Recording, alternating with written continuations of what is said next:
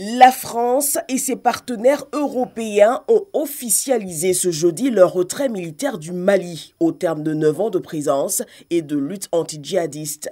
La France et ses partenaires engagés dans des missions de lutte contre le terrorisme, à savoir les États participants à la Task Force Takuba, ont pris la décision de retirer leur présence militaire au Mali.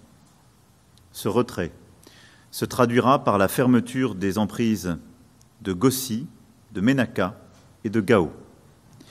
Il sera effectué de manière ordonnée avec les forces armées maliennes et avec la mission des Nations Unies au Mali. Durant cette période, nous maintiendrons nos missions de soutien au profit de la MINUSMA. Le Canada et les États européens opérant aux côtés de l'opération française Barkhane et au sein de la force Takuba estiment que les conditions ne sont plus réunies pour suivre efficacement la lutte engagée contre le terrorisme. Ils décident donc d'entamer le retrait coordonné du territoire de leurs moyens militaires respectifs dédiés aux opérations.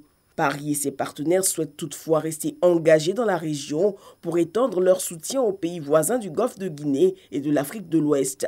Les paramètres de cette réorganisation de la lutte anti-djihadiste seront arrêtés d'ici juin 2022.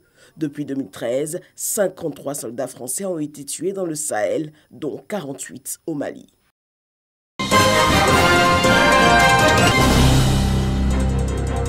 La France a pris une décision par rapport à la situation au Mali, mais elle ne se retire pas du Sahel. Elle adapte son dispositif compte tenu de ses relations avec le Mali.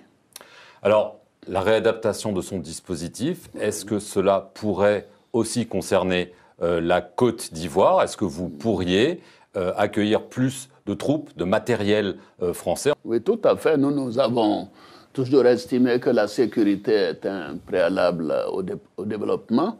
Je ne sais pas pourquoi les gens se font des complexes. L'Arabie saoudite a une base américaine, d'autres pays aussi.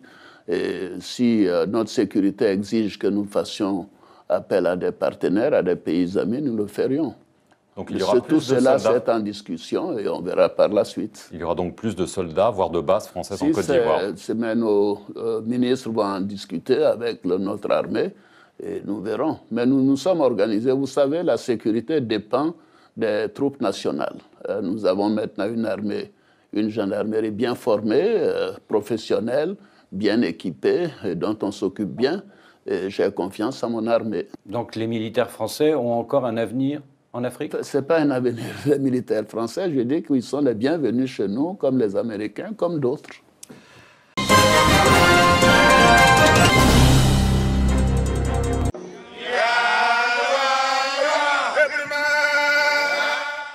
Au Blanc-au-Fouatier, ou la fête de génération, c'est cette tribune que les menants de Beignéry, appuyés par la Cour royale de Beaunois, ont créée pour exposer les richesses de la culture à Bouri. La place du Popo Carnaval, rebaptisée pour la circonstance Noudjounamoué, ou le village Noudjou, pour accueillir la première édition du festival au Blanc-au-Fouatier. C'est ici qu'Alexis Kadio, président du comité de pilotage du festival, entend déployer les grandes articulations de cette plateforme de promotion des us et coutumes à Bouri. Ici, on donne l'occasion aux gens de connaître le sens réel même de la génération. Bien des jeunes qui appartiennent aux classes d'âge, du fait de leur scolarisation, n'ont pas l'opportunité de vivre leur culture au quotidien.